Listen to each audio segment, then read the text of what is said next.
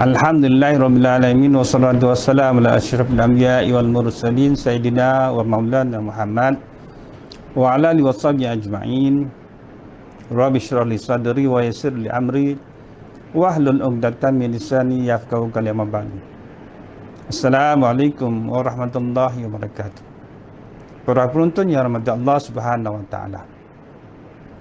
Alhamdulillah, banyak-banyak bersyukur kepada Allah Subhanahu wa taala atas nikmat yang terus Allah berikan kepada kita, khususnya nikmat kesihatan, nikmat usia, nikmat masa, nikmat harta benda, nikmat kebahagiaan dan sebagainya.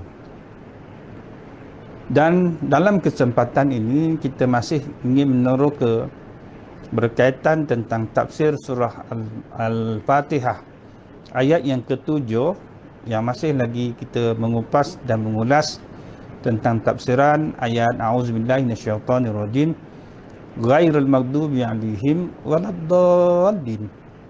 Kita minta lindung pada Allah Subhanahu wa taala daripada kebencian Allah, daripada kemurkaan Allah, daripada kelaknatan Allah, supaya kita dapat terhindar daripada perkara tersebut. Maka kita mencari jawapan dari sudut apa yang Allah benci, apa yang Allah larang, apa Allah tak suka. Dan daripada penerokaan tersebut kita dapat melihat dan dapat mengetahui, dapat memahami, dapat ilmu tentang beberapa amalan yang Allah benci, Allah tak suka, untuk kita jauhkan diri pada kehidupan kita. Dan daripada amalan-amalan tersebut yang boleh kita jauhi, kita lihat satu tanda lagi. Apa tanda-tanda kebencian Allah Subhanahu wa taala kepada kita?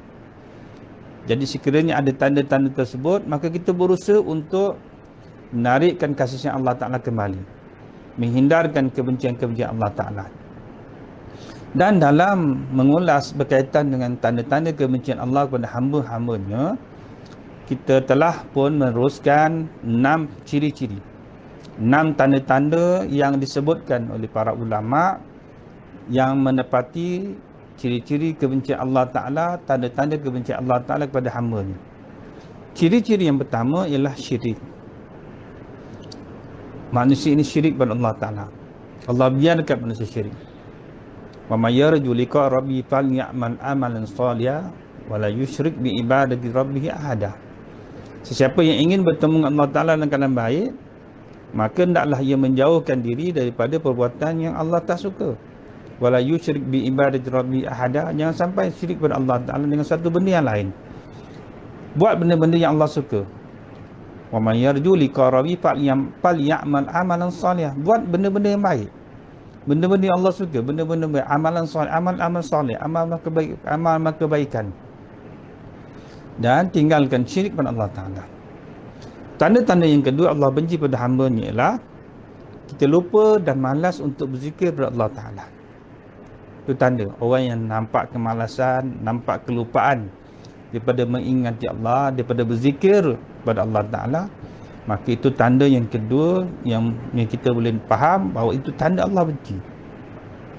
Ini semua tanda-tanda yang boleh kita nampak, yang jelas, yang boleh kita faham. Macam juga pada orang lain yang kita boleh kenal, kita boleh nampak dari perasaan orang itu benci pada kita atau tidak.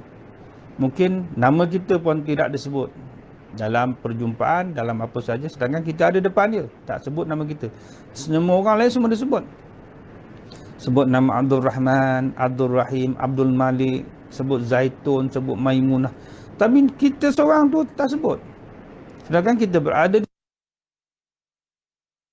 jadikan berkaitan tanda-tanda kebencian Allah kepada hamba-hambanya. Yang mana disebutkan tadi, tanda-tanda yang pertama, tanda syirik. Tanda kedua, tanda lupa untuk berzikir kepada Allah Subhanahu wa taala. Tanda ketiga, tanda orang itu tidak diuji oleh Allah Taala. Orang itu berada kehidupan dia, hidup yang senang lenang tanpa ujian. Ini kadang-kadang orang tertipu dengan tanda-tanda ni.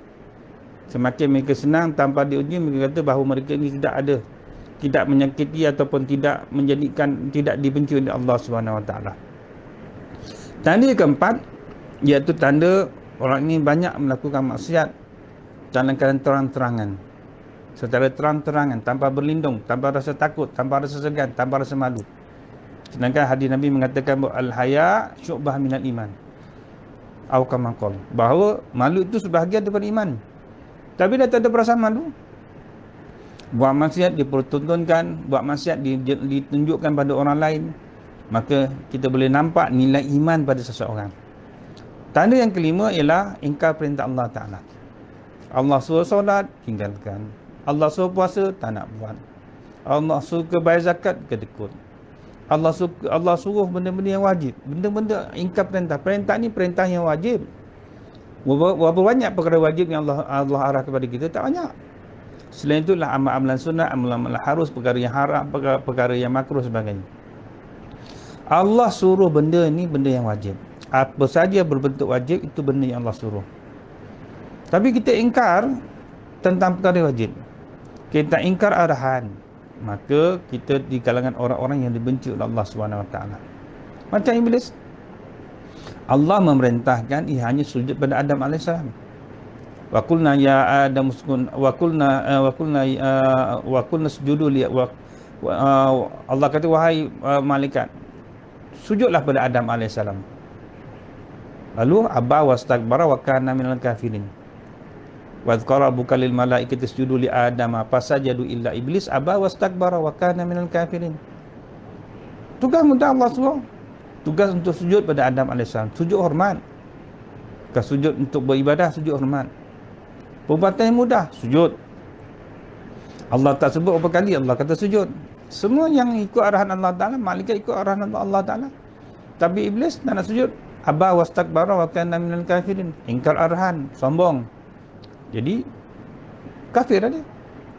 Jadi orang yang dibenci oleh Allah Ta'ala, tanda-tanda ialah orang yang ingkar arahan Allah Ta'ala. Sombong, bongkak. Yang keenam, cintakan dunia lebih daripada cintakan akhirat. Lebih mencintai Allah, lebih daripada mencintai Rasul. Cintakan dunia lebih sangat. Takut sangat kehilangan harta, sehingga tak nak mengeluarkan zakat. Takut sangat untuk bersedekah. Takut sangat, semua takut. Terlalu cinta pada dunia, secinta-cintanya, cinta 100% terhadap dunia, mengatasi cinta pada Allah, cinta pada Rasulullah, cinta pada akhirat. Ini tanda-tanda benci Allah pada hamba-Nya.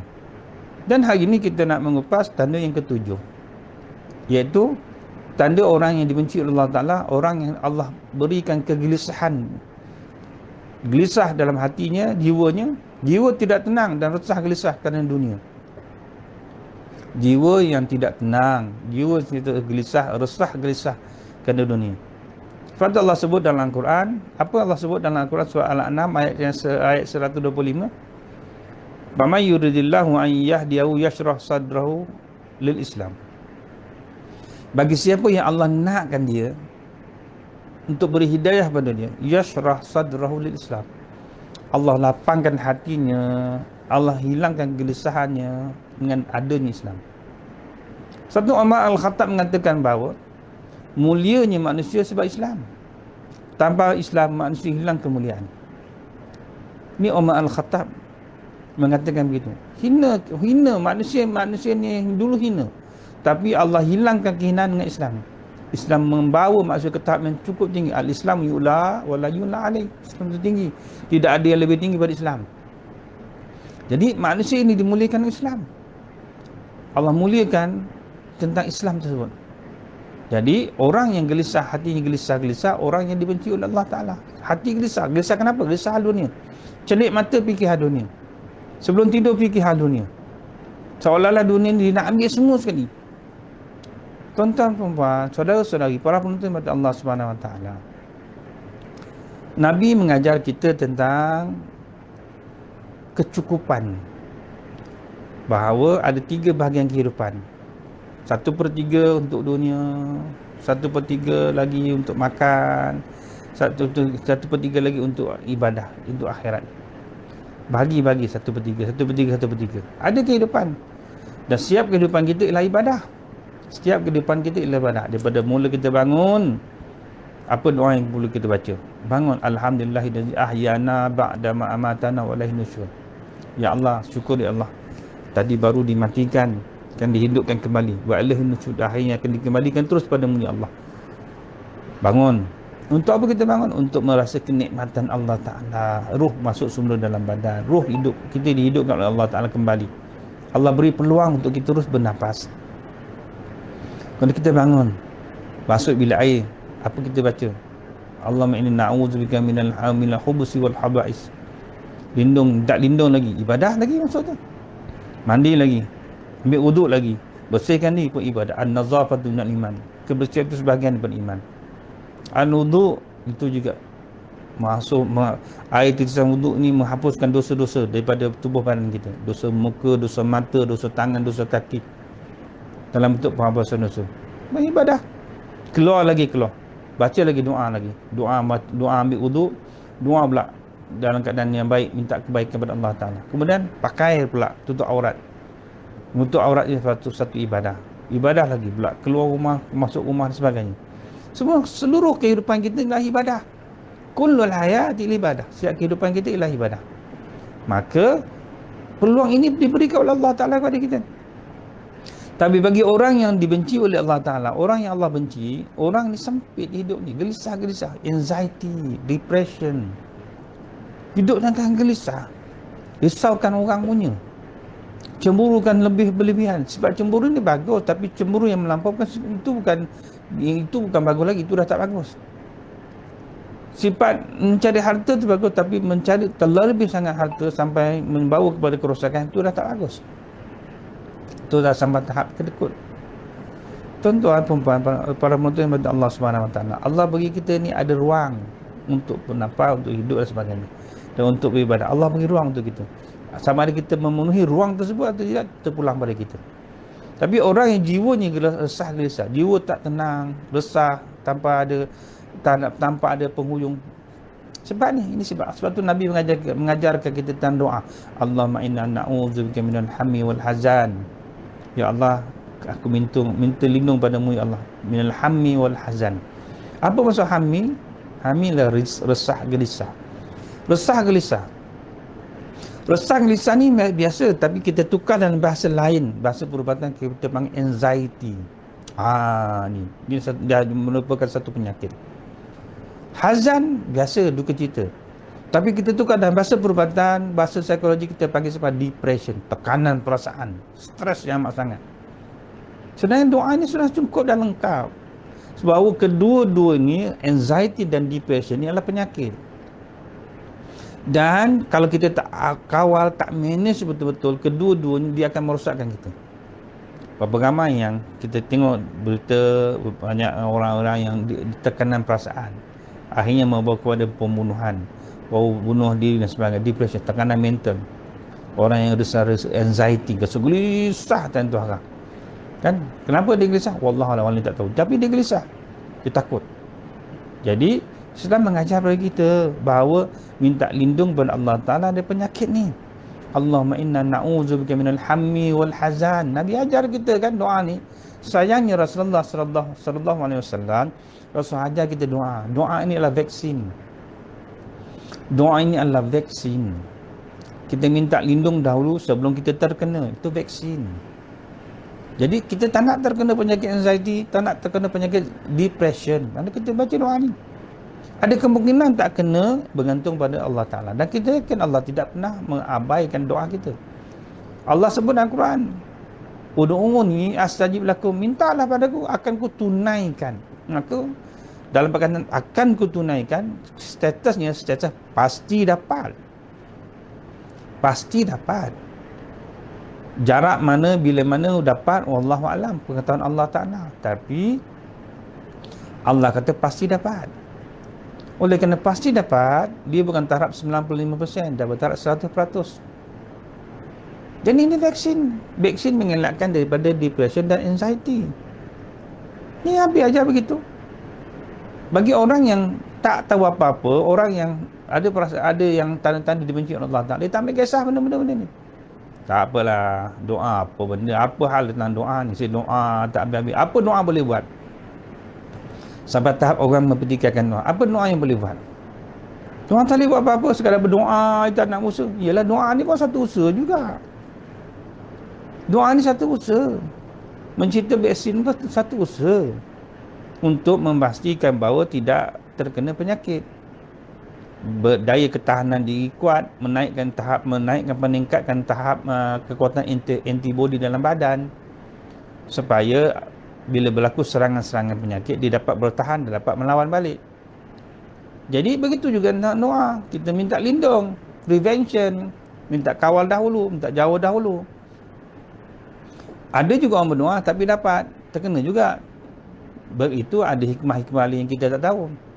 Maka kita kena minta pada Allah Subhanahu Wa Taala doa sampai tahap jangan sampai kita terkena. Allahumma inna na'udzubika minal hammi wal hazan wa na'udzubika minal ajzi wal kasal. Ajzi wal kasal, sifat malas wal kasal. Masa lemah dan malas. Lemah ni boleh bawa lalai dan malas. Lemah, ajzi ni lemah, lambat bergerak, tak bermaya, lalai, lupa. Kasal memang malas sungguh. Memang malas sungguh. Mau kebaikan memang malas. Kita minta Allah berikan kita kekuatan. Berikan extra power. Dalam kehidupan hari ini kita nak tampak extra power, kita makan vitamin extra power. Kita minum air yang ada ekstrak kacip Fatimah, ada ekstrak kayu tongkat ali. Habis segala tongkat dialikan pula. Kita nak supaya tenaga dalaman kita kuat. Macam-macam orang makan. Orang yang begini makan ubat gini. Orang yang gila ni, orang yang suka ni dia makan ubat ni. Ubat nak bagi kuat, tambah. Orang ahli sukan sampai tahap makan, kadang-kadang terlebih pula makan sehingga termakan atau terambil benda larangan. Benda-benda yang tak sepatutnya tak dibenarkan ambil. Sebab nak tambah extra power. Maka Allah mengajar kita, Nabi mengajar kita dan Allah memperkenankan kepada kita supaya ada power, ada tenaga. Apa dia? Ajzi wal kasal. Minta jauhi Allah daripada penyakit ni. Penyakit ni. Wa na'udzubika min ajzi wal kasal wa na'udzubika min al-jubni wal bukhli. Wa na'udzubika minal jubni wal bukhli. Penakut ni amat sangat, bukhli kedekut ni amat sangat. Jubni takut. Buat apa takut? Buat benda baik pun takut. Yang ni takut. Terlalu takut tak bergerak manusia ni. Sebab-sebab negatif, fikir benda negatif tak habis-habis. Nabi SAW mengajar kita tentang positif, think positif, sangka baik. Bila kita sangka benda yang tak baik, akhirnya benda yang tak baik akan datang. Lepas tu Nabi kata dalam sebuah hadis mahfuznya, jangan kamu berfikir, berdoa, berharap untuk bertemu musuh. Kamu pasti akan bertemu musuh. Jadi jangan berharap untuk bertemu musuh. Kita kalau Nabi kata berharap sebab tu dalam masa sekolah rendah, usaha menengah dulu kan, susuk sesap lari. Jangan sampai bertemu dengan guru disiplin. Jangan ikut jalur ni. Inilah guru disiplin garang nak mampus. Ya Allah. Kalau jumpa kita habis dia sesahnya, nipis panggung kita dia kerjakan. Tutup jumpa dia. Wah, kalau kita jumpa macam mana? Memang guru disiplin memang bela hantu raya semua. Dia tahu laluan tikus kita. Kenapa jumpa? Sebab Nabi dah kata jangan kamu berharap untuk bertemu musuh, kerana kamu berharap sangat pasti kamu bertemu musuh. Nabi suruh kita fikir positif. Think positif. Kalau kita fikir negatif, akhirnya negatif juga kita dapat. Bila fikir positif juga yang kita dapat. Fikiran kita kena fresh, hati kita kena fresh. Kalau kita fikir benda yang tak fresh, benda yang kotor, benda yang jahat, benda yang negatif, buruk, buruk sangka kat jiran kan, buruk sangka kat orang, akhirnya buruk sangka kita dapat. Jadi kita kena baik sangka. Nabi suruh mengajar kita tentang baik sangka. Hati ni kena baik sangka pada orang. Kalau fikir hal buruk, buruklah jadinya ya. Sebab kita tak nampak apa pun, kita dah fikir negatif lah akhirnya. Jadi minal hammi wal hazan wa na'udzubika ajil kasal wa na'udzubika minal jubnil bukhl wa na'udzu min ghalabatid dain wa qahrir rijal. Hutang. Apa tak lagi dalam keadaan musim pandemik ini kan. Kadang-kadang manusia ni ada orang kawan-kawan, jiran-jiran, keluarga saudara mara kita kehilangan kerja. Bimbang bab hutang ni, Ada orang yang berhutang dengan orang yang tak sepatutnya hutang, along hutang, jeti hutang, apa semua sekali.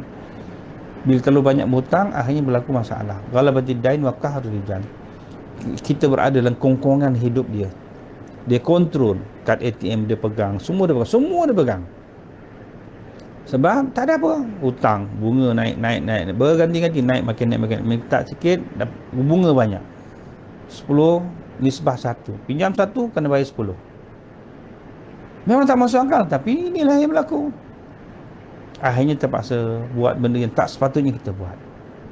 Nabi dah ajar kita, kalau bertidain wa qahrul rijal, hutang boleh membawa kamu kepada benda-benda yang tak elok. Jangan sangat berhutang. Berhutang dia harus berhutang, tapi hutang yang boleh kita bayar. Tapi kalau berhutang sampai tahap kita tak mahu bayar, dia merosakkan diri kita. Ada orang suka begitu. Sangka okey boleh hutang boleh. Ni tolak ni gali ni tutup, gali ni tutup ni, gali ni tutup ni. Bila gali-gali tak bertutup, macam mana? Orang tu masuk lubang tu sendiri.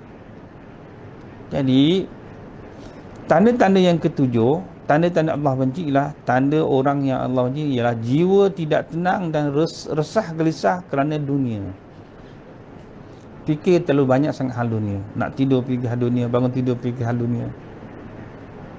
Akhirnya Allah menyusahkan kita hal dunia.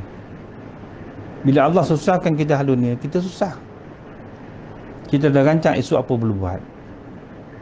Bukan kita fikir, ya Allah, mudah-mudahan tidur ini bukan tidur selama-lamanya. Tidur yang akan bangkit semula esok pagi.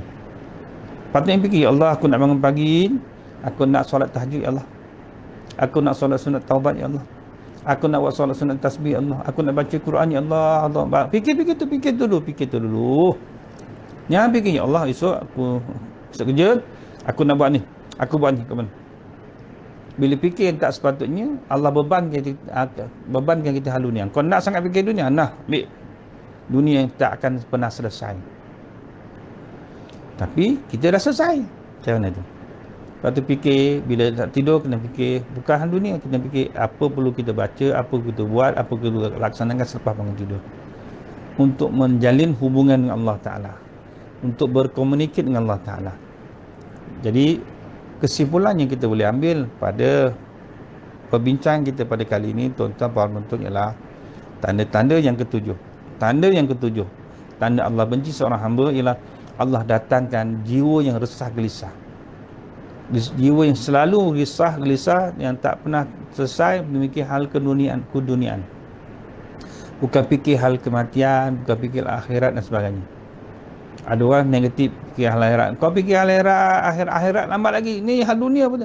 Kan ayat Quran Allah kata wala tansa nasibaka minad dunya. Wabtaghi fi ma ataqallahu daral akhirah wala tansa nasibaka minad dunya. Betul. Allah memang kata begitu. Itu firman Allah Taala. Tapi tengok bagaimana Allah kata wabtaghi fi ma ataqallahu daral akhirah. Ya, carilah, rebutlah sesuatu benda yang berada di akhirat. Wala tansa. Tapi maksud tapi ni lah, sambil-sambil tu jangan lupa hal dunia. Allah kata sambil-sambil tu, bukan terbalik. Fikir hal dunia, sambil-sambil tu fikirlah akhirat pula. Jangan kamu abaikan akhirat. Tak, Allah kata fikir akhirat, cari akhirat, tapi sambil-sambil tu jangan kamu lupa dunia. Kita terbalikkan. Dalam hadis, dalam Quran Allah pun sebut Rabbana atina fid dunya hasanah wa fil akhirati hasanah wa qina adzabannar. Ya Allah, Rabbana atina fid dunya hasanah, berikan kami kebaikan dunia. Wa fil akhirati hasanah, kebaikan akhirat. Wala dan minta jauhkan kita wa qina adzaban, jauhkan kami Allah daripada api neraka. Api neraka tu kat mana? Matlamat akhir minta jauh. Itu matlamat akhir. Result akhir ialah jauh daripada neraka. Jadi yang menyumbang pada neraka ialah kebaikan. Yang menyumbang pada menjauhkan daripada neraka ialah melaksanakan kebaikan. Kebaikan ini membawa kepada pahala. Pahala ni ada hubungan dengan Allah Subhanahu Wa Taala. Ingkar arahan, tanda Allah benci.